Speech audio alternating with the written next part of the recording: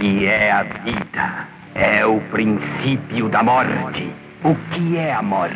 É o fim da vida. I always wanted to be part of a small rebellion. You're a poor substitute for Abraham Lincoln. I'll just die if I don't get this recipe. All I ask of our brethren is that they take their feet off our necks. $15, little man. Put that shit in my hand. Nong, nong, nong, nong, nong, nong. Como estão seus sonhos? Forget it, Jake. It's Chinatown. Eu não quero ser seu amigo, Rick. Eu só quero um café da manhã. Screwing Jay Hawkins and he's a wild man, so bug off.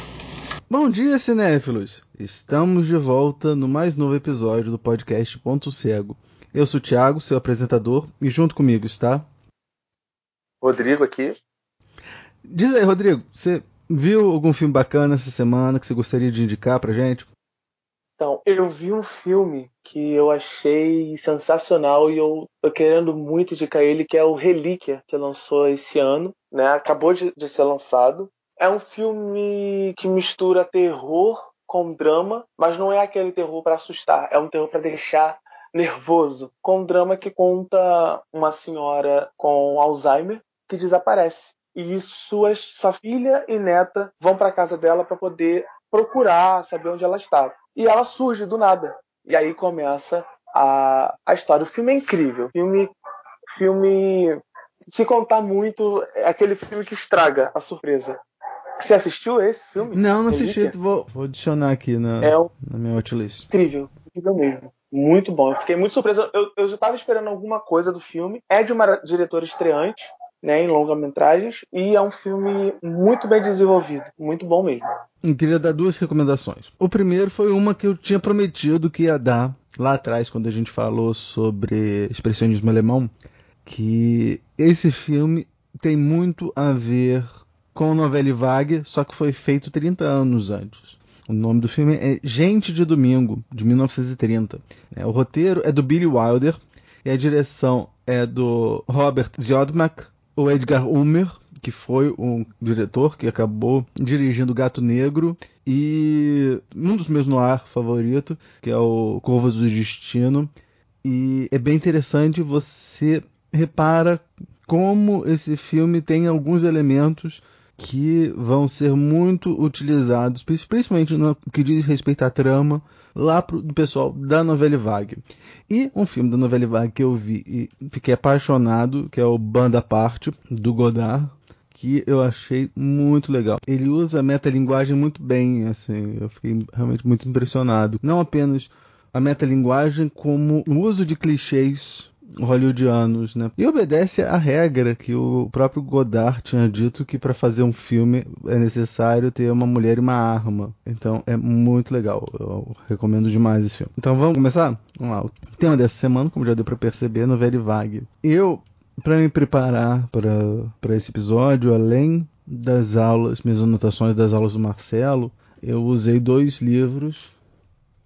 Eu usei o primeiro, que foi Cinema, um zapping de Lumière a Tarantino, do Luiz Carlos Merten, e usei também um livro chamado Cinefilia, do Antoine Baique, que não é propriamente sobre a Novelle Vague, mas é mais concentrado na revolução que se deu no âmbito da crítica de cinema, protagonizado lá pelos jovens turcos, como gostam de falar, né? Que eles chamam o pessoal da Novelle Vague, os críticos que vão dar origem à Novelle Vague, de jovens turcos, né?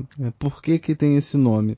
O termo jovens turcos se aplica a jovens que acabam por agitando e revolucionando o ambiente. E é baseado numa revolução que teve lá na Turquia, em 1908, onde jovens militares acadêmicos resolvem transformar a monarquia absolutista que você tinha lá no Império Turco Otomano em um governo constitucional.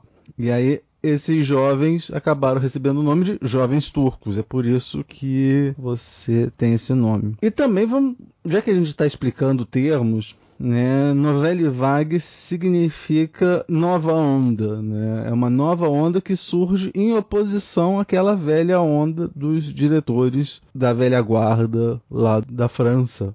Porque, assim, no final dos anos 50, como o Luiz Carlos Merten mencionou, a juventude francesa descobre que vive num país de velhos, seja atores, diretores e políticos. Então, eles vão se revoltar contra esse sistema e vão instituir uma nova ordem do cinema. Em termos das suas influências, a gente tem a Cahiers do Cinema, né? O diretor da Cahiers do Cinema, o André Bazin, que a gente já mencionou no episódio passado. O André Bazin vai pegar vários cinéfilos e colocá-los como críticos. Então, ele vai pegar o Jean-Luc Godard, o François Truffaut, o Claude Chabrol, o Éric Rohmer, Jacques Rivette. E essa turma vai acabar elegendo um diretor da velha guarda como mestre a ser seguido, o Jean Renoir, e todos os outros, quer dizer, todos os outros não, mas assim, a maioria dos outros, né, vão ser passíveis de críticas. E também eles têm um apreço muito grande por um determinado diretor italiano, que é o Roberto Rossellini, e aí a gente vai discutir mais tarde como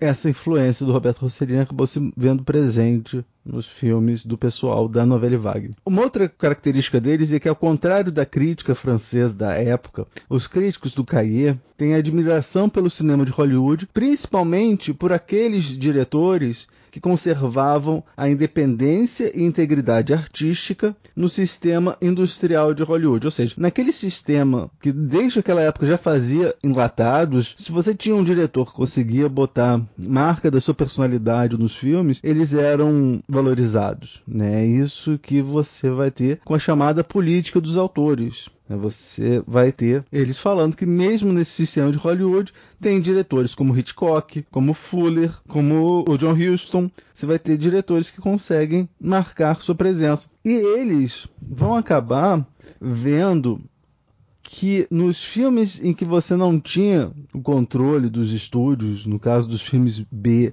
e dos filmes Z, os diretores passam a ter um controle muito maior. Uma outra característica deles é que a autoria, esse aspecto de política dos autores, a autoria se concentra na mise-en-scène. A mise-en-scène que é o aspecto importante do filme. Vai ser a mise-en-scène e não a história que cria o engajamento. E isso muda bastante, porque aí eles vão ser criticados, esse apreço que eles tinham pelos filmes hollywoodianos, eles vão ser atacados, vão ser chamados de reacionários, de direita, hollywoodófilos, americanófilos, porque eles nutrem uma paixão pelo cinema americano e um certo ranço pelo cinema francês que era feito na época, né? O Truffaut escreve um artigo, ele demorou 3 anos para escrever esse artigo. Não vou nem contar toda a história não, porque a gente não tem tempo. Mas ele escreveu um artigo chamado Uma Certa Tendência do Cinema Francês, onde ele critica o que ele chama de cinema de qualidade, ou a qualidade francesa. E ele vai apontar que no cinema francês daquela época, quem é o autor do filme é o roteirista. O diretor é apenas um pau-mandado que está lá para fazer aquilo que o roteirista previu e envisionou para o seu filme. Até 1950, as pessoas achavam que o autor do filme era o roteirista. Precisou vir o pessoal da Nouvelle Vague para falar, não, isso é bobagem, quem é o autor do filme é o diretor. E a partir deles é que a gente entende que o autor do filme é o diretor. Isso é conhecido praticamente até hoje, né? Se o produtor não muda o filme, porque a produção de um filme muda muito o destino de um filme, né?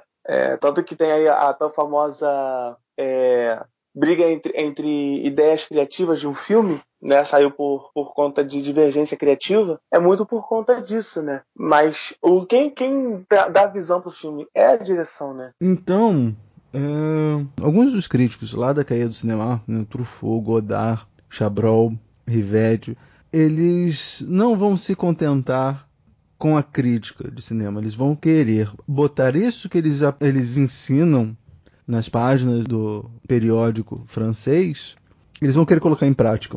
E aí eles vão começar a fazer filmes. O primeiro filme desse grupo foi Na Garras do Vício, do Chabrol, de 1958, também conhecido como Beau Serge. O ideal cinematográfico deles é justamente quebrar padrões, desafiar noções preconcebidas, estabelecer uma nova linguagem cinematográfica atrelada aos conceitos do modernismo, com temas autorais e viés documental, revitalizando o cinema francês e levando-o para as ruas e para o cotidiano das cidades, explicitando o objeto do fazer cinema e quebrando as convenções narrativas e contestações. Esse ideal cinematográfico foi o que o Marcelo colocou nas aulas. Então você vê nesses filmes, né, uma estética do fragmento, né? É bem fragmentado. Você vê o jump cut que surge lá com o acossado. Você tem a valorização do acaso. Eles vão falar que a câmera passa a ter um uso semelhante ao de uma caneta. Então eles não têm muitas regras, não têm muitas definições. Assim como o pessoal do neorrealismo, eles vão valorizar as filmagens de rua, né, em vez de se filmar no estúdio. E o plano de sequência nos filmes da Nouvelle Vague é bem utilizado.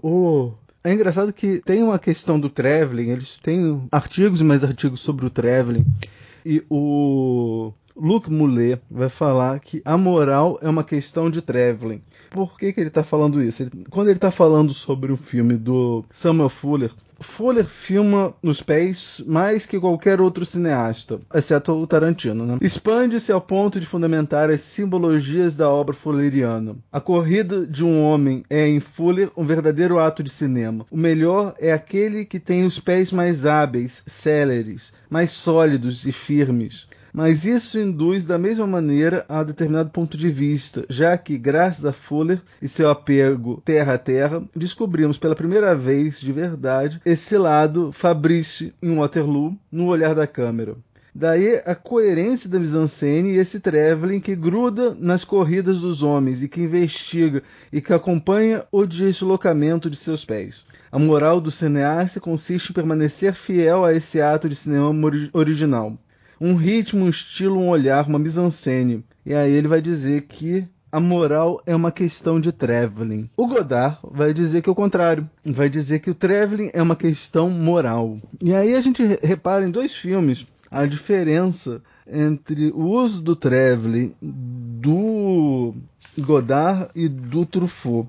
Então, se você der uma olhada, um dos filmes mais conhecidos do Truffaut, que é Os Incompreendidos, a primeira cena do filme é um traveling e a câmera parece que está procurando o menino. E isso, para o Luiz Carlos Merten, fala que o traveling para o Truffaut busca o humano. Continuando o Luiz Carlos Merten, o traveling tem um outro sentido para Godard em Acossado. O autor, que reivindicava para um traveling um sentido moral, usa a extrema mobilidade da câmera para realçar a flexibilidade dos gestos de Belmondo. Não por acaso os críticos gostam de dizer que Acossado é um musical sem canto e dança. Então, tem muita coisa sobre esse movimento. Eu vou ficar aqui falando um maior tempão. Então vamos fazer o seguinte, olha, se você quer conhecer mais, você lê os livros, ou então quando o Marcelo lançar esse curso, vocês dão uma olhada, porque tem muita coisa. É um movimento tremendamente interessante dele que a gente vai conversar mais a fundo agora com dois filmes. Vamos começar, Rodrigo? Qual foi o filme que você escolheu para mim? O Desprezo, de 1963. Vamos falar sobre o filme O Desprezo, mas antes vamos ouvir o trailer. Bientôt. Sur 7 écran, la femme, l'homme, l'Italie, le cinéma. avec Brigitte Bardot et Michel Piccoli. L'Alfa Romeo, le music-hall, la statue grecque, le revolver, le nouveau film traditionnel de Jean-Luc Godard, la gifle, la chambre à coucher, le baiser, la salle de bain, avec Jacques Palance, Georgia Moll et Fritz Lang, le fou, la starlette, le vieil homme, la mer. d'après le célèbre roman d'Alberto Moravia, La tendresse. La vengeance. Les caresses. La souffrance. Photographié dans toute la magie du Franscope et du Technicolor. L'escalier. La promenade. Le livre. Le bateau. Une tragique histoire d'amour dans un décor merveilleux. Les disputes. Le soleil. La trahison. La mort. Une merveilleuse histoire d'amour dans un décor tragique. L'amour. L'obscurité. Les malentendus. La beauté fatale. Fatale.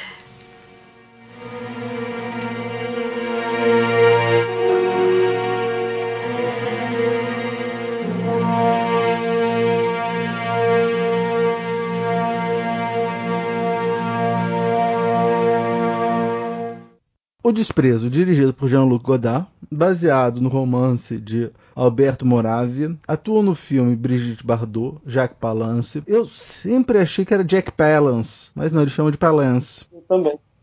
Não, eu fui ver no trailer ou coisa parecida, numa crítica, o pessoal chama ele de Jack Palance, né, Palance. Eu sempre lembro do Jaca Palladium, você não lembra, você não tem idade pra isso. Jaca Palladium era um personagem do TV Colosso que apresentava o Acredite Se Puder. Eu não vi TV Colosso. Eu só sei que tem a Priscila. Tem a Priscila. O Michel Piccoli e o Fritz Lang também atuam no filme. A sinopse é a seguinte. Um produtor, em discordância profunda com a direção de Fritz Lang, pede para que Paul mude o roteiro. Arrogante, brutal e odioso, o produtor se sente atraído por Camille, mulher de Paul. Camille, decepcionado com a atitude do marido, afasta-se dele. Eu vou te dizer que foi uma ótima pedida você ter indicado isso. Eu gostaria de fazer uma meia-culpa aqui, é que assim, como eu, quando fui fazer o curso do Marcelo, resolvi assistir um monte de filme dos movimentos que a gente falou aqui, e agora também com o podcast eu também estou buscando, fica muito difícil pro Rodrigo acabar escolhendo um filme mais conhecido que eu não tenha visto. Então eu peço desculpa pro Rodrigo. A gente acabou escolhendo em consenso, mas eu sei que assim, o Godard não é um dos 10 diretores favoritos dele. O Godard tá para mim como o Ari Aster tá para você. Né? Mas não tem como comparar, né? O garoto tá começando agora e o Godard tá fazendo filme até hoje. Então eu não vou nem para poder também não apanhar, né, dos seguidores do podcast. Lá aí na página do podcast falar, Rodrigo, você não gosta do Godard? Mas assim, eu só assisti até aqui. O Godard é um cara que divide opiniões, cara, relaxa. Mas eu achei que foi uma ótima pedida no sentido em que esse filme dialoga bastante com o filme que você tinha me recomendado na semana passada, que foi o Viagem à Itália. E não apenas isso, como o Fritz Lang aparece no filme, né? O Fritz Lang faz ele mesmo, faz um diretor, que é o Fritz Lang. E o Fritz Lang foi o diretor lá do M, o Vampiro de Düsseldorf, que a gente comentou lá no primeiro episódio dessa série, que vai falar sobre os movimentos de vanguarda. Acabou unindo, né? Sim. Que 2 filmes que já foram comentados por conta de um filme que vai ser comentado agora. Não foi escolha assim, assertiva já sabendo, né? Foi algo ao acaso. Sim. Eu adoro essas surpresas que acontecem, de coisas aleatórias que acontecem. Isso aí foi uma coisa muito feliz que aconteceu. Apesar de, assim, eu não sei, eu não perguntei o que você achou do... Você gostou, não gostou? É exatamente isso, esse questionamento que eu tenho, se eu gostei ou se eu não gostei. Porque né, já tinha o primeiro contato com o Godard, não foi tão auspicioso assim, não foi uma coisa positiva, mesmo sendo um filme curto, né? Mas foi um filme bem complicado de assistir. Mas esse fluiu. Eu achei algumas tomadas, as homenagens, né? Porque ele acaba fazendo uma homenagem ao Fritz Lang aí, né? Uma pequena homenagem, eu gostei bastante disso. E algumas partes de diálogos, essas coisas eu gostei bastante. E outras coisas, não. Mas não foi coisa, tipo, que pegou tanto, assim, no filme. E você, Thiago, gostou do filme? O filme, pegando isso que você falou, o filme não foi tão problemático quanto o Rei Lear. E é engraçado, esse filme talvez, em certa maneira, dialoga também com o Rei Lear, no sentido em que, enquanto um está lá discutindo sobre reescrever o Shakespeare, nesse daí eles estão fazendo a Odisseia, e esse filme foi o primeiro e único filme do Godard com grande orçamento. Você teve atores muito conhecidos, como Jack Palance, o Fritz Lang.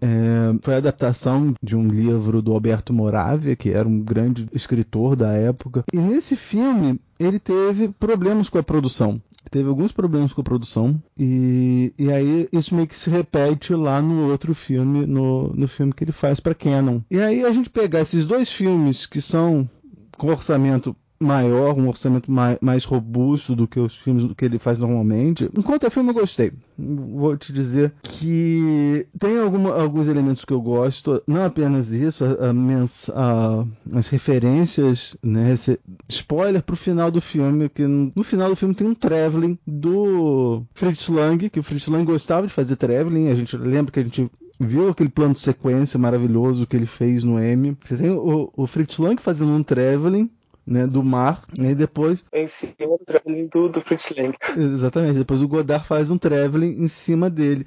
Isso eu achei fantástico, né? Eu também achei. Quanto à história, aí você repara que pro pessoal da Nouvelle Vague a história não é tão importante quanto a mise-en-scène, quanto a relação dos personagens com o cenário e desses dois com a câmera. É mais importante que a história. Mas mesmo assim a história, ela traz alguns questionamentos que eu achei interessante. Que é muito interessante, que você falou de elementos interessantes. A questão do produtor que pensa mais no lucro do que no projeto em si, né? É um produtor que manda e desmanda, porque ele trata a funcionária lá, a tradutora, como capacho. A vontade que eu tava tendo é de atravessar a tela e dar dois socos na cara dele para ele poder parar de tratar a menina como um capacho. Capacho, praticamente isso mesmo, porque ele manda ela ficar de costas para poder assinar cheque, dá tapa nela e empurra ela. E o Jack Palance, ele tinha essa cara, né, de ogro, né? Casa muito com isso. E é o produtor que quer mudar as coisas, quer mudar a visão do diretor, né? É como se, para mim, mostrando o Godard falando assim, ó, você tá querendo fazer um filme, né?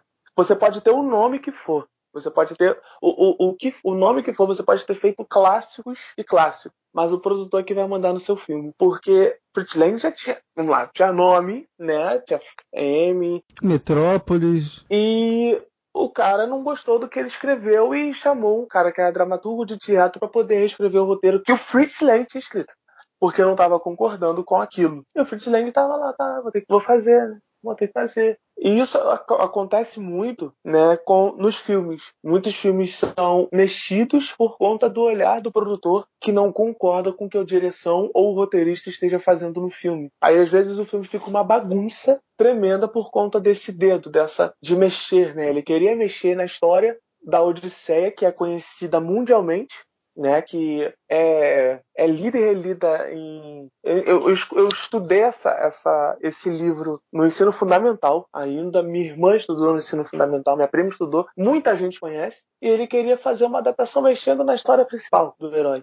E como isso é refletido no próprio filme do Godard, né? Porque tem um herói que acha que a mulher dele tá traindo ele. Na verdade, o produtor acha, né? Bota na cabeça que é Penélope. Penélope trai o... exatamente. O produtor acha que a Penélope trai o Ulisses.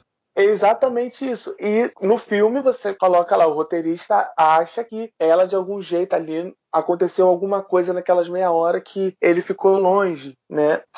Isso. O início me chamou muita atenção, né? Que ele vai falando quem são os atores, quem escreveu, quem faz a edição, e depois no final fala que o cinema nada mais é do que mostrar um fragmento da vida, um fragmento do que é de real, e vira a câmera pra quem tá assistindo, pro espectador. Sim, Isso mesmo, ele faz um traveling ali, né? A gente já vê o traveling dele ali fazendo, e depois ele vira a câmera pra gente. Tipo, agora você vai se assistir, ou pelo menos conhecer alguém que já passou por isso aqui, ou que esteja passando por isso aqui. Eu acho, pelo menos isso que veio pra mim, sabe? O Godard cita o Bazin e fala que o cinema substitui um mundo por outro, mais em harmonia com os nossos desejos. Mas essa frase não é do Bazin, é do Michel Mourlet, que ele fala: uma vez que o cinema é um olhar que substitui o nosso para fornecer um mundo em concordância com os nossos desejos, ele incidirá sobre rostos, corpos radiosos ou atormentados, mas sempre belos, dessa glória ou dilaceramento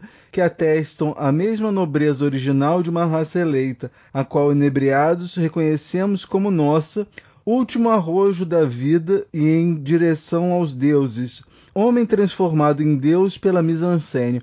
O problema é que o Bazin discorda disso. O Bazin é obcecado pelo realismo, ele tem uma obsessão pelo real. Então ele vai dizer que o cinema mostra, não escreve nem descreve. Nisso reside sua força, sua verdade. A liberdade do pintor é recompor o real segundo a consciência do pincel que ele impunha. A liberdade do escritor é recriar o real com o virtuosismo da pena. A liberdade do cineasta é registrar o real segundo a inconsciência de seu instrumento, a câmera. Aí, para Bazin, o cinema constitui a etapa essencial no caminho que leva à obsessão pelo realismo, o caminho que estrutura a história geral das artes. O Bazin é muito mais próximo da visão que o Fritz Lang vai ter no filme, aqui que ele vira e fala, né, que o mundo de Homero é um mundo real. Esse apego pelo real que o Fritz Lang tem é muito mais próximo do Bazin do que essa ideia que é do Michel Mourlet. Talvez ele tenha feito isso para provocar Michel Mourlet ou para provocar, né? Não sei por que ele resolveu atribuir ao Bazin essa expressão. E aí ele vai falar, né, que o desprezo é a história desse mundo, né, desse mundo que substitui o mundo por um outro em harmonia com os nossos desejos. E o filme, a gente pode dividir o filme em 4 partes, né? A gente tem o prólogo e os 3 atos. Dizem que esse primeiro foi uma exigência dos produtores. Lembra que eu falei que nesse filme ele também teve problema com os produtores, que os produtores queriam que ele explorasse a beleza física da Brigitte Bardot. Então ele vai e coloca a Brigitte Bardot nua na cama, né, conversando com o Michel Piccoli, e no que ela vai falando, ela vai se desmontando, né, ela vai perguntando: meu pé, o que você acha do meu pé? Ela vai quebrando, né, de dedos do pé, das nádegas e por aí vai, perguntando o que ele acha das partes. Ela pode até não saber, mas isso meio que reflete as suas próprias inseguranças, que ela acaba sentindo que o Paul vai explorar. Parece cena solta, né? Uma cena solta, mas ele soube amarrar lá na frente, né? Mais à frente do filme. Ele soube amarrar isso tudo que ela fala: então você me ama por completo. E ele diz que a ama por completo. E lá na frente tem a situação com a tradutora, né? Com a do filme, que acaba fazendo a motivação do filme, né? Acaba sendo a motivação do filme. E nessa cena inicial é muito interessante, você ter citado que agora, lembrando, ele utiliza 3 cores na cena: o branco, o azul e o vermelho. Sim. Eu não sei se pode ser a igualdade, a fraternidade. As cores da França, né? Sim. As cores da França, não sei. Pode ser porque muda do nada. Assim, eu tentei achar algum... Às vezes pode significar nada, mas algum significado, né, para aquilo estar acontecendo, para aquelas cores estarem mudando do nada. Você falou das cores da França, aí eu acabei lembrando que, assim, a Brigitte Bardot, ela vai ter uma profunda influência pro pessoal da Nouvelle Vague, no sentido em que, finalmente, assim, tipo, uma francesa vai se tornar uma sex symbol nos moldes lá da Marilyn Monroe, da Jane Mansfield. Ela pode representar justamente a beleza francesa, né? O que o Antoine de Bayck vai falar é que, ao enxergar a Brigitte Bardot melhor do que ninguém, a Nouvelle Vague atingiu as condições estéticas e sociológicas para filmar as jovens no presente. A Brigitte Bardot vai representar um novo tipo de mulher francesa. Não acho que talvez seja por isso que ela acaba incorporando as cores da bandeira da França. Não sei, eu tô viajando em cima da sua viagem. Que bom. Eu não tô viajando sozinho. E esse foi o segundo filme do Godard, né, que eu assisti, graças a ti. E foi o filme do Godard que eu gostei, porque eu gostei de alguns planejamentos de câmera que ele teve, que ele, em alguns momentos, ele separa os dois, né? Tem uma linha visível separando, né, o personagem da Brigitte Bardot e do Michel Piccoli, né? Tanto na cena do apartamento, na briga, ela tá numa parte lá iluminada, tem toda uma parede dividindo, e ele tá em outra parte. É uma cena que não dura muito tempo. E quando eles estão em Capri, né? Quando eles brigam e ela decide ir pro mar, ele tá numa parede de rocha, lá parado, pensando, e ela tá no mar, nadando naquele mar azul, e a parede acaba fazendo uma linha divisória entre os dois, ou seja, eles não têm mais como reatar. Eles não têm... É nítido que ela não sente mais alguma coisa por ele, que ela tá em outro movimento, né? Enquanto ele tá lá ainda ali remoendo, coisando, ela tá querendo se livrar dele. Ela já tem o desprezo, né? Ela tenta, só que ele se transforma, né? Ela fala pra ele que ela já não reconhece mais ele. E sim, as pessoas podem mudar de um dia pro outro, ou mostrar a verdadeira face de um dia pro outro, né? Isso é muito, muito sentido, porque ele quebra a confiança dela, né, em vários momentos do filme. Deixa ela sozinha com um homem que está visivelmente querendo ela. Ele seduz a tradutora praticamente na frente dela, não uma vez somente. Então, o movimento todo que tem para com um personagem e ela é disso, é de se tornar desprezível, de ter esse desprezo, né, da Camille com o Paul, né? E eu fui seguindo a personagem dela. Fui me envolvendo assim com o que ela estava pensando, né? A Brigitte está muito bem no filme. Ela está incrível, assim. Acho que é o primeiro filme que eu assisto com a Brigitte Bardot, e ela tá muito bem no filme. Ela, às vezes, não precisa falar nada, é tipo uma olhada, e tanto que ele fala pra ela, esse sorriso é de ternura ou de deboche, e ela fala pra ele que é de ternura, mas não é de ternura. Você sente que logo depois ela mostra que não é de ternura, né? Ela tá querendo que ele fale, e ele fica perguntando pra ela o que tá acontecendo. Ele sabe o que tá acontecendo, ele sabe o que aconteceu, né? E aquele cara que era apaixonado, o que a gente falou, né? Aquilo que ela falou antes. Você é completamente tão apaixonado por mim, e mostra que não é, porque ele olhou com outros olhos uma outra mulher. E pra mim, Thiago, ele ofereceu ela como algo, como tipo uma barganha pra conseguir algo, sabe? Vai com ele, eu vou com a outra. Ele fez exatamente o que o produtor falou que o Ulisses fez, né?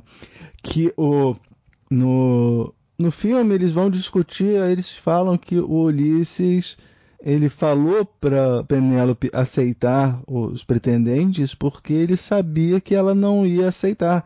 E eu acho que a mesma coisa o Paul fez com a Camille. Ele entregou ela pro produtor sabendo que ela não iria ceder às investidas dele. Tanto que, um pequeno spoiler, quando ela realmente beija, ela o beija para ele ver. Sim. Né? Ela não beija gratuitamente, ela o beija para ele ver, ela tem a certeza que ele tá vendo e aí sim beija. Então, é tipo mensagens, ela vai a Capri para poder mostrar a ele que ele não deveria ir para Capri, não deveria jogar ela para cima do gigante produtor, né? E eu achei isso muito sensível do Godard, sabe? Essa parte de demonstrar que o olhar da personagem da Camille, né? Porque eu acabei assistindo ao filme pelo olhar dela, não pelo olhar do Paul. Então, eu ter assistido ao filme pelo olhar da Camille se deve muito à sensibilidade que o Godard fez à filmagem do filme, né? Como ele filmou, ainda mais a cena do apartamento, que eu achei uma cena que é longa, né? É uma cena muito longa, mas que para mim, é a cena principal do filme. Né? E o que diz muito ao que era o movimento que você explicou antes, né? Tem a mise-en-scène ali, tem ela de vermelho se deitando num sofá vermelho para poder mostrar o cenário. Tem ele com praticamente uma toga, né? Eu achei aquela sacada incrível. E ela também coberta como se tivesse com com uma vestimenta grega também. Eu achei isso muito, muito satisfatório de assistir, sabe? Essa metalinguagem, assim. Eu achei bem, bem satisfatório. Essa cena do apartamento deles é fantástica. Aquela hora que eles estão discutindo, aí ela tá num quarto e ele tá num outro quarto, e a câmera consegue pegar os dois. Exato, é isso. Essa. É muito legal. É incrível. Porque o filme, ele fala sobre o relacionamento dos dois, mas ele fala sobre como é fazer cinema, né?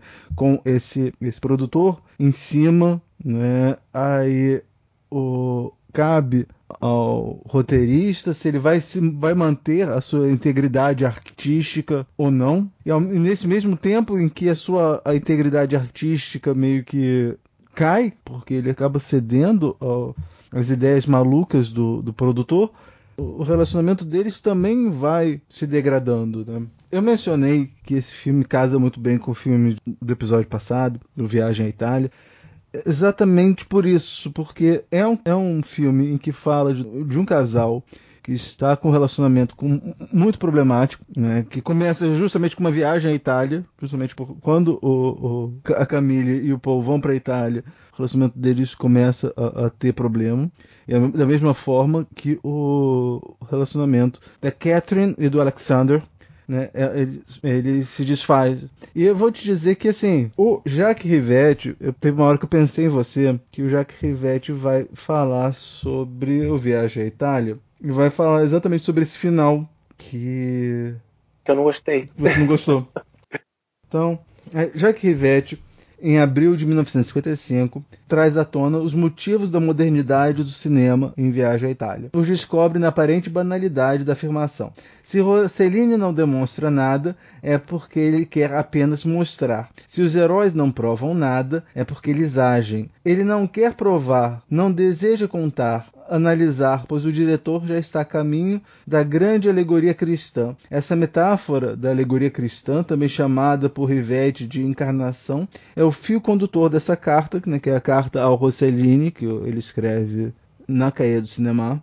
Ela percorre todo o texto como o sangue e um corpo, pois esses assombram mise-en-scène de Rossellini e, em virtude de assombrá-la, reproduzem o mistério da encarnação. A própria encarnação é tema da Viagem à Itália, uma vez que a revelação final do amor, a reencarnação dos amantes se amando, desenrola simultaneamente ao milagre de sangramento, portanto, a reencarnação cristã de San Genaro. Estava tendo a festa de San Genaro, ou São Januário. É engraçado que eu acho que foi no Bazin que eu li sobre esse filme, ele fala que era o milagre de São Januário. Eu falei assim, se passa na Itália ou se passa em São Cristóvão? Mas não. Então o Rivette vai associar o reencontro dos amantes a esse milagre da festa lá de São Januário.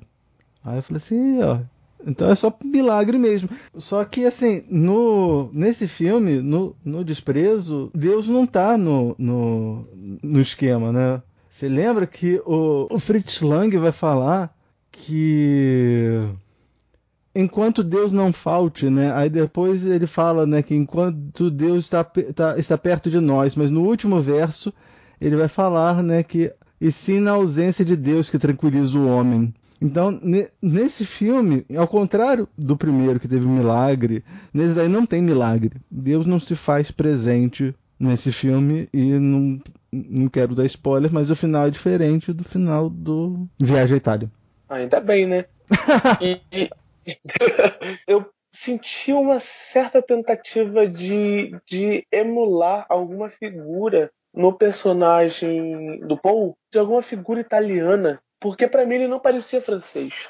De jeito nenhum. Pra mim ele parecia muito aqueles italianos, sedutores, que... Não sei, essa imagem ficou muito assim pra mim, sabe? De que ele era algum tipo de italiano se passando por francês. Mas, repetindo, viagem minha, porque eu viajo muito. Então, certamente é uma viagem muito louca que eu tive.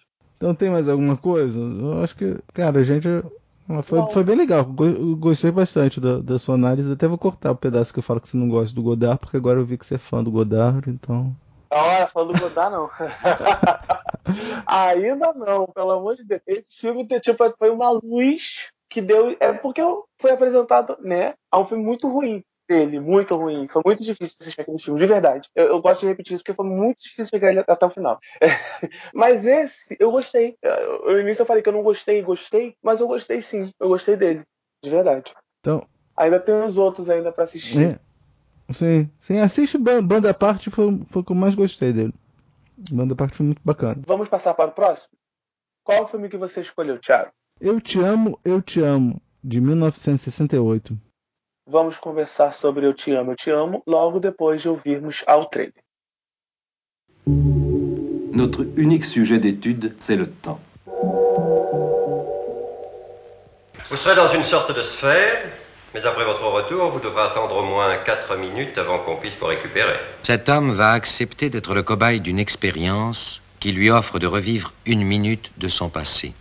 Il le fera pour cette femme, pour voir s'animer ce visage, se lever ce regard, pour lui dire encore une fois « Je t'aime, je t'aime ».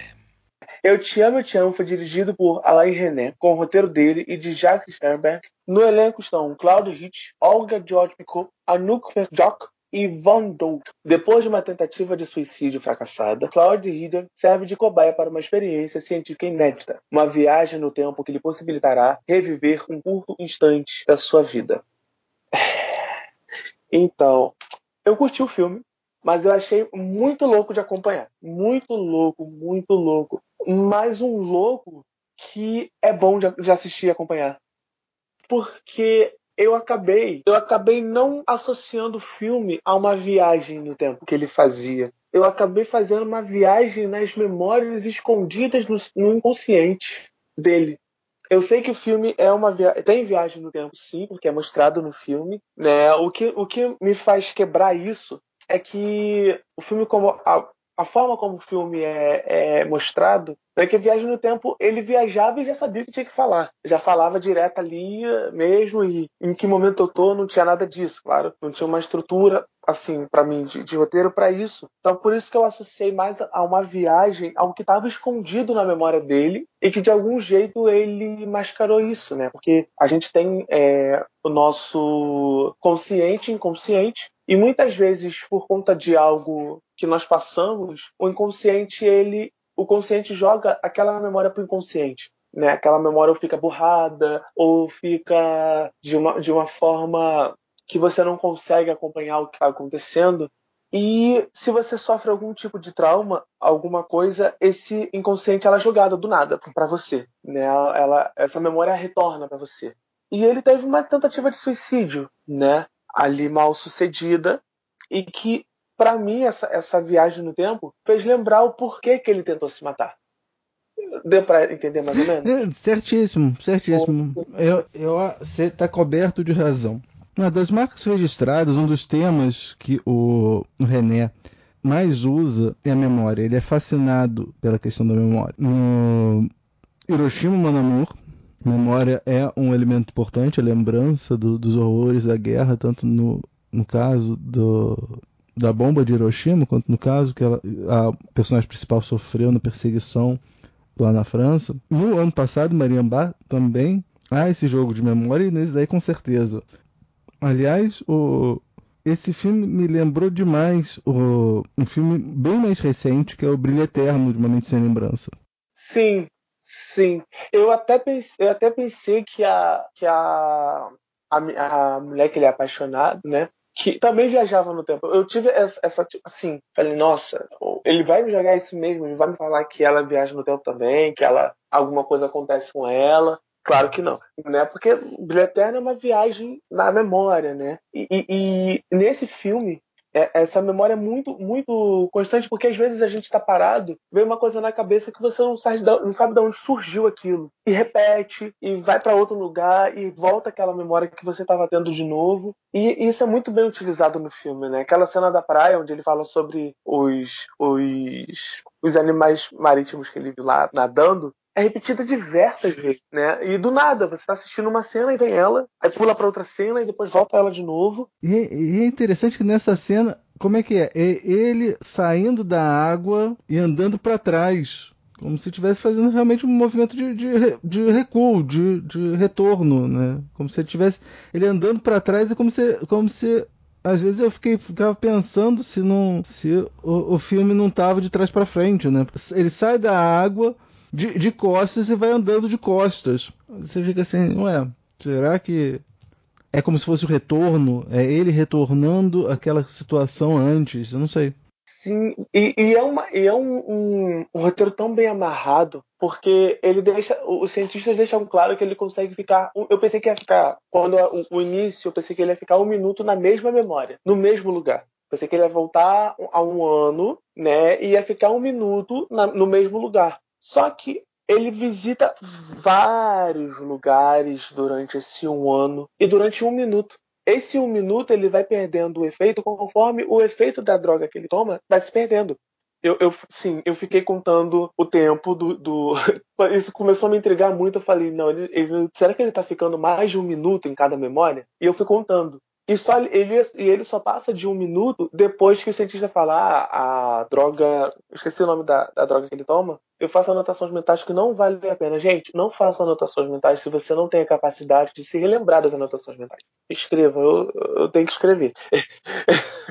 A droga que ele toma perde efeito. Então tem memórias que, a partir disso, a cena começa a ter 2 minutos, a cena tem 1 minuto 10 segundos, né? A cena tem mais de 1 minuto. Mas antes disso, quando ele começa a fazer a viagem no tempo até a droga perder o efeito, todas as cenas só tem até 1 minuto de duração. Pode ter 10 segundos, mas não ultrapassa de 1 minuto. E eu achei isso muito interessante, né? Que acaba casando com o que é dito no filme. Uhum. Isso não se perde, né? Essa informação de que você só fica 1 minuto não se perde no filme. E como também o título do filme. Prestei também atenção, Je t'aime, je t'aime. O Je t'aime só é dito 2 vezes no filme. Ele só fala eu te amo 2 vezes no filme. É. Viagens. Mas acabei prestando atenção nisso. Ele fala 2 vezes, então. Ele fala Je t'aime e depois ele fala Je t'aime. Ele não fala Je t'aime, né? Ele fala Je t'aime em uma cena e o Roy fala Je t'aime de novo. No filme inteiro, a palavra Je t'aime só é dita 2 vezes. Eu achei isso muito legal. Tipo, eu te amo. O título do filme. Dita 2 vezes no filme. Olha que legal. Loucura, mas é legal. Assim, de perceber, né? Eu pensei que ele ia ficar no looping. Eu pensei que ele teve a tentativa de suicídio novamente. Sim. É transportado dentro da clínica. Aí eu pensei, cara, ele foi transportado para dentro da clínica, mas há uns dias atrás, ou seja, há uns meses atrás. Ou seja, ele vai ser tratado por aquelas pessoas para poder fazer o experimento deles. Ele não tem ninguém, não tem família, e ele vai ficar preso naquele loop, ele não vai conseguir avançar nunca. Eu pensei que isso ia acontecer. Eu ia falar, what the fuck is that, mano? Que isso? Ele vai ficar nesse looping eternamente. Ele vai tentar se matar de novo, vai passar pelo experimento. Por que eu pensei nisso? Porque a memória dele, depois que a droga começa, a viagem no tempo, depois que a droga começa a perder o efeito, começa a se aproximar muito do que ele já tinha vivido recentemente. Né? Dele perguntando sobre o rato, dele falando que não tinha família. Acabou se aproximando muito do que não era há 1 ano, né? E eu achei aquilo, eu falei assim, cara, esse cara vai ficar preso num looping, ele vai ser transportado, não vai conseguir voltar pro presente, vai ser transportado pro passado ali, né, pro período passado onde ele foi achado com um tiro, e vai voltar tudo de novo, e ele já sabe o que vai acontecer, ou seja, ele vai tentar fazer ele vai ter uma tentativa de mudar o passado dele. Mas é muito louco, porque o que passou você não consegue mudar. Mas por que a gente não sabe o que acontece com ele no final, né? É exatamente isso. Será que ele ficou preso no looping? Então, será? Será que eles mandam passado? É muito louco isso, sabe? Eu acho provável, assim, eu acho que ele vai continuar nessa viagem pelas suas memórias indefinidamente. Exatamente essa percepção que eu tive antes do filme terminar, e quando terminou eu fiquei com esse ponto de interrogação na cabeça. Será que ele vai ficar preso num looping? Será que ele vai morrer porque o cientista lá fala que não sabe como é que ele vai conseguir chegar ao hospital porque ele tá com o corpo, perdeu muito sangue?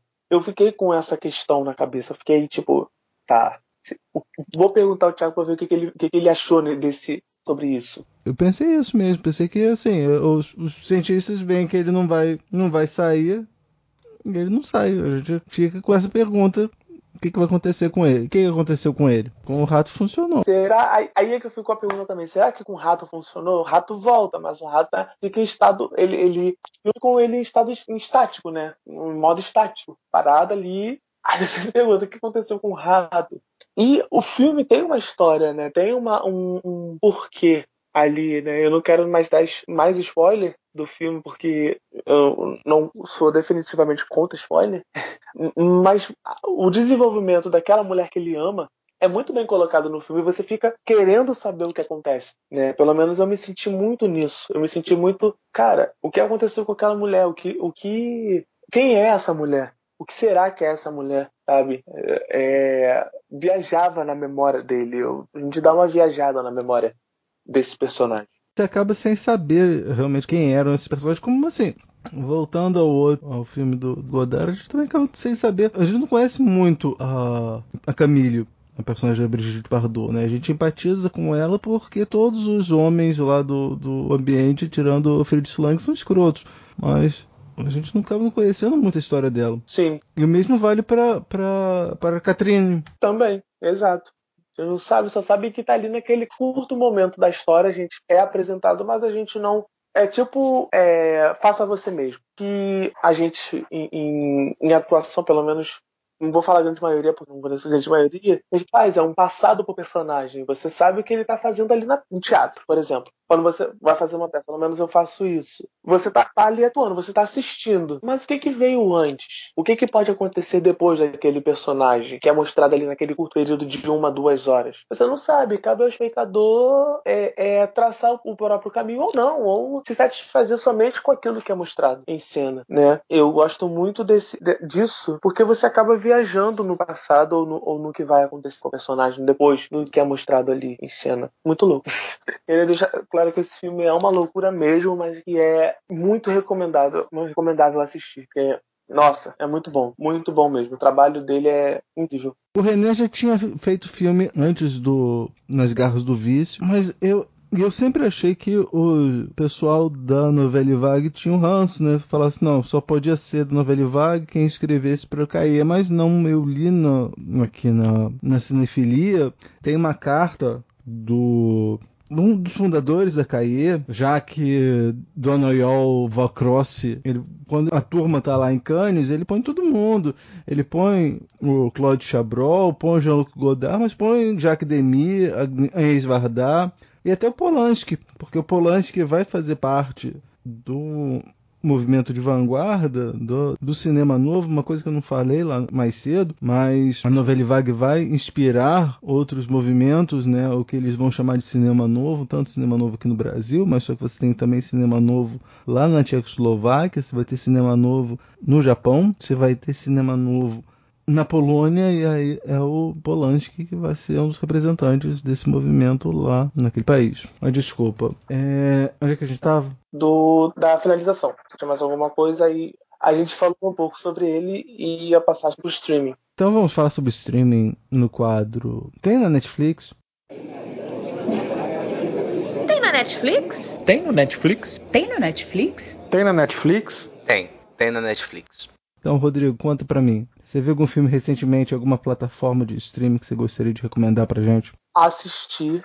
Eu sei que, pelo que parece, é um dos seus favoritos, que é o Assassinos por Natureza. É maravilhoso o filme. O filme é incrível, incrível. Ele já começa incrível. Ele tem umas referências. Eu pensava que o Tarantino tinha escrito o roteiro, ele só fez a história do filme. Né? O Tarantino pediu pra tirar o nome dele do roteiro porque o Oliver Stone tinha mudado tanto que aí o Tarantino não reconhecia mais como o filme dele. E é praticamente o filme do Tarantino. É muito louco isso. Porque tem ali as referências do Tarantino, tem até um certo amor ao pé da Juliette Lewis, né? Não somente uma cena, mas não tem quase, assim, pra mim, não tem quase nada do Oliver Stone ali. tem no estilo, porque o Oliver Stone é conhecido por filmar assim, vários tipos de câmera diferentes, né? Nesse daí, ele usa até uma Polaroid. Ele experimenta muito. Isso daí é uma coisa... É muita experimentação ali pra mim, sim, sabe? Sim. Vou experimentar esse estilo aqui agora. Agora eu vou colocar uma animação entrecortada com um tom documental, junto com... É muito louco, muito louco. Eu gostei muito do filme. Eu tô digerindo ele até agora, de verdade. Eu gosto muito do filme, é um dos meus filmes favoritos.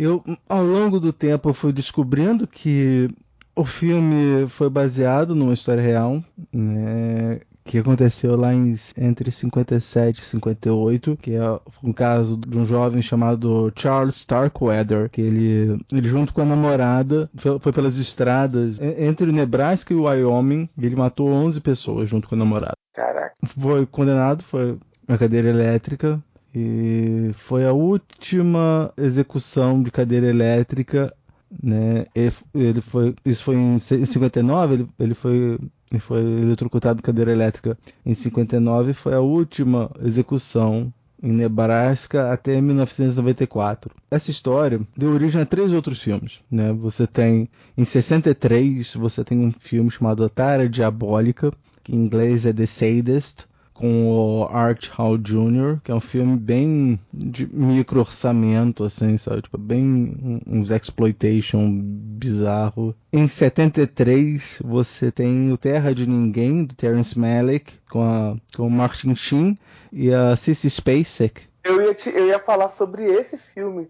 Eu ia falar sobre esse filme da Nova Hollywood.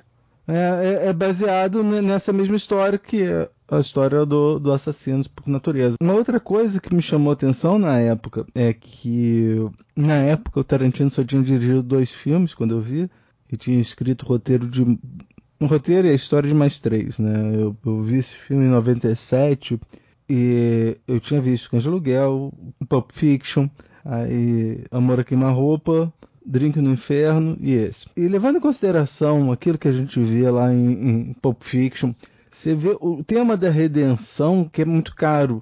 Pelo menos na época era muito caro ao Tarantino, né? Eu associava demais com aquela redenção que o Julius lá do Pulp Fiction vai fazer, né? Largar de ser o assassino pro Marcellus.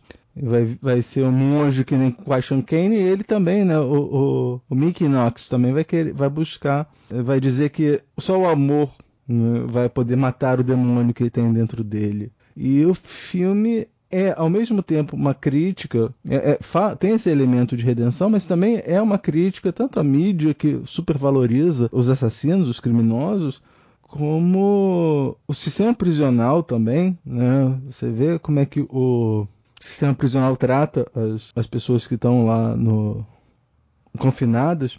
E o filme também fala sobre destino, né? Porque enquanto o Mickey Knox, né, ele acredita que ele é um enviado do destino, né? Porque quem cruzou o caminho dele vai morrer e tal. A Mallory não acredita nisso. Tanto que ela fala no filme que não existem acidentes, né? Tem uma hora que eles estão brigando, e aí, por conta lá do índio, que é um índio, que é aquilo, né? É o índio que fornece a redenção deles também, né? O índio que se dá como sacrifício para que eles sejam redimidos. Porque ele sabe, ele conta na cara deles, né, que eles vão matar ele, só que eles não entendem o que ele tá falando, mas ele conta. Ele falou assim: uma velha pegou uma cobra, cuidou da cobra, e aí a cobra foi morder. Ela falou assim: por que você fez isso? Idiota, eu sou uma cobra. Então ele sabe, ele tem noção que eles vão matar, mais cedo ou mais tarde eles vão matar ele. E justamente por ele ficar com medo de cobra, né, ele ter sido picado por uma cobra, e aí no susto ele acaba matando o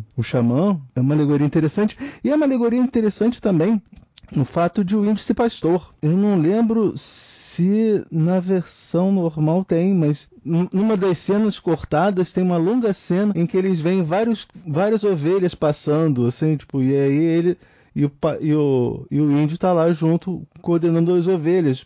E aí você vê um pastor de ovelhas que se dá como sacrifício, é uma representação cristã, apesar de ser nativo americano, né? Mas é uma referência cristã, mas assim, o Oliver Stone naquela época ele já era budista, então ele era muito mais consciente da noção de karma, tanto que o final alternativo mostra que eles não sobrevivem. Eles acabam sendo mortos por um cara que é igual a eles. Nossa, que incrível. Eu não vi esse final alternativo. O final alternativo acontece o seguinte, eles fogem junto com aquele cara, o Owen. Sabe o Owen, né? Aquele cara, eu quero que vocês me tirem junto. Se você reparar na primeira cena do filme, parece um fantasma dele sentado lendo o jornal.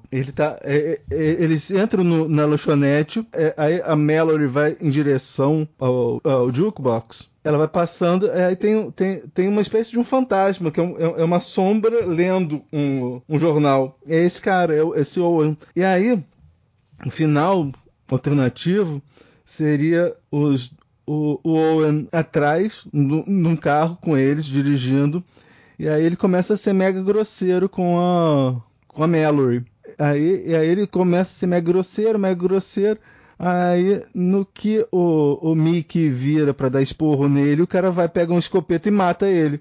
Aí ele vira com a escopeta em direção pra ela fala assim, não, espere. Aí você só vê ele engatilhando pra dar o tiro. Caraca. E num filtro verde, como naquele filtro lá da farmácia.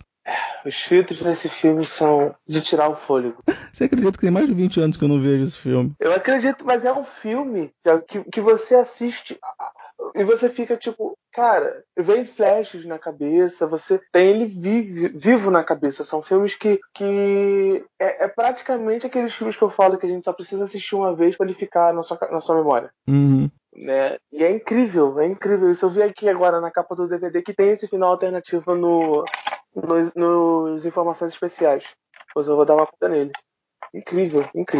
Muito bom e tá no Amazon Prime. Eu esqueci de dizer. Tá no Amazon Prime. Então, vamos passar agora pro feedback que a Larissa Raimpresto ela escreveu, ela escutou o nosso episódio sobre expressionismo alemão e ela gostaria de fazer uns comentários sobre as semelhanças artísticas desse movimento, né, do expressionismo alemão, com outros movimentos que existiam lá na Europa, que varreram a Europa no pós-guerra. Vamos ouvi-lo. Querido, sou eu. Então, quando eu estava escutando o podcast de expressionismo alemão e todas as circunstâncias históricas que levaram ao desenvolvimento do expressionismo alemão e da estética do expressionismo alemão e as pré-condições que existiam e tal, eu pensei também na secessão austríaca, que foi um movimento muito interessante. Ele foi um movimento paralelo a diversos outros que apresentaram uma ruptura com a função de representação da pintura da época, e não só da pintura, mas enfim, de todas as formas de artes plásticas, e diversos outros movimentos aconteceram em paralelo, né? O cubismo, o Stiegel na Holanda. E o que eu achei mais interessante é que a secessão austríaca, especificamente, ela não só traz essa ruptura com a ideia de representação, mas ao mesmo tempo ela faz isso de uma forma diferente desses outros movimentos que se ocupam muito da forma, né? A secessão austríaca, ela é profundamente influenciada pela psicanálise e ela traz para a arte a ideia de retratar o interior dos indivíduos, de retratar psicologicamente indivíduos e não o retrato, a imagem, como ocorria então no passado. Então, foi uma ruptura centrada não na forma, na técnica, como em outros movimentos, mas centrada no indivíduo e na representação do indivíduo como uma ruptura com a forma em si. E esse aspecto onírico, ele é muito importante na estética da secessão, assim como ele acaba se infiltrando em outros movimentos de influência na Alemanha na época, e existe uma relação bastante forte entre os ideais da secessão e do Bauhaus, por exemplo. E Eu acho que de um ponto de vista estético é muito claro é muito clara a direção estética que o expressionismo alemão tem, pensando na estética do Bauhaus ou da própria Secessão vienense mesmo. Quando a gente fala de Secessão austríaca, a gente está falando de, assim, o principal expoente é o Klimt, que todo mundo conhece, né? Ou, enfim, muitos conhecem, que fez a Dama Dourada. Tem inclusive um filme da Helen Mirren, com a Helen Mirren, sobre essa pintura. E, enfim, a Secessão austríaca, assim como o Bauhaus e o Destígio na Holanda, ela tinha também um ideal chamado Gesamtkunstwerk, que significa obra de arte total, digamos assim, uma tradução literal do alemão. E o Gesamtkunstwerk, isso quer dizer você trazer os mesmos valores, os mesmos ideais para todos os aspectos da vida. E isso inclui a arquitetura, a decoração, aquilo que está realmente presente no seu dia a dia, e não simplesmente ter a arte contida em um objeto específico que é chamado de obra de arte, né?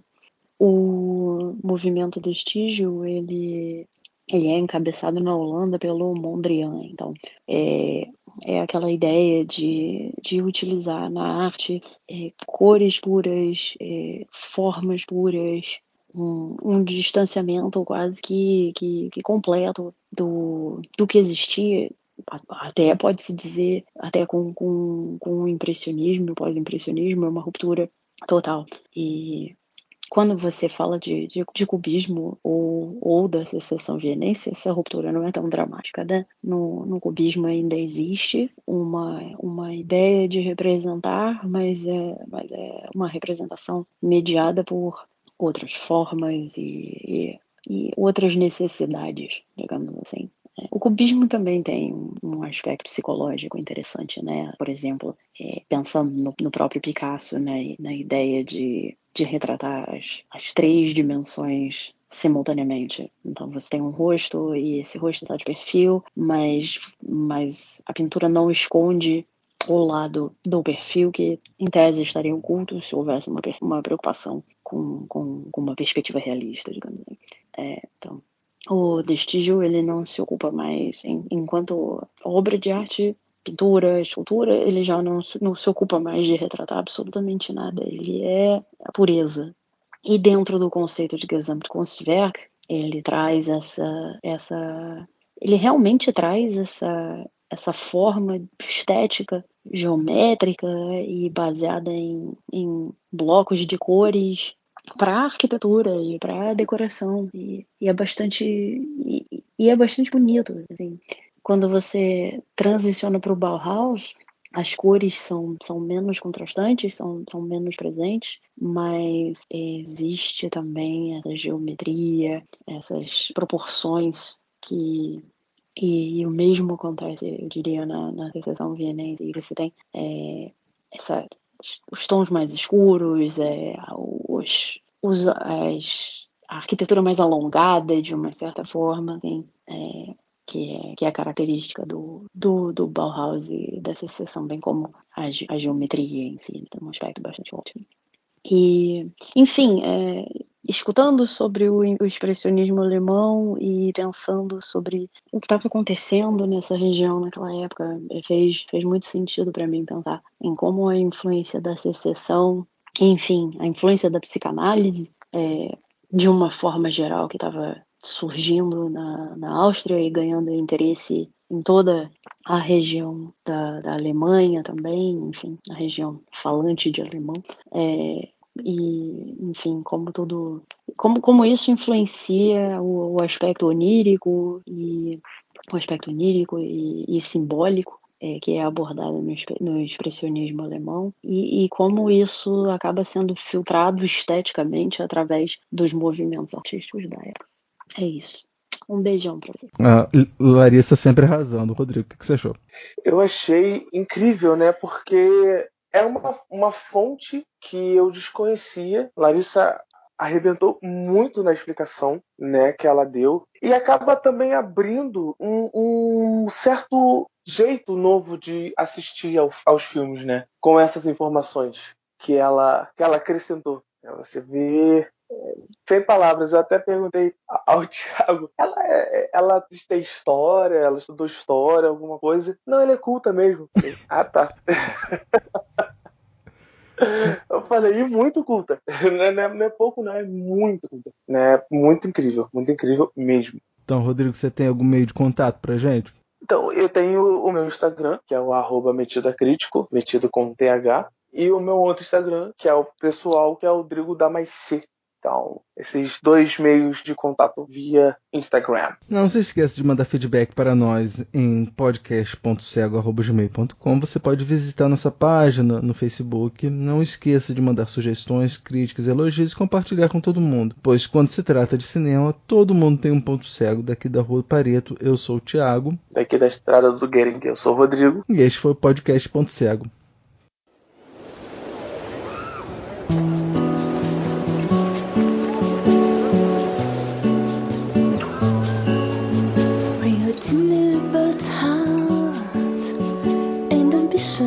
Are low, and his center was right, but emotions hung good, and his center alright, take a different road, then love.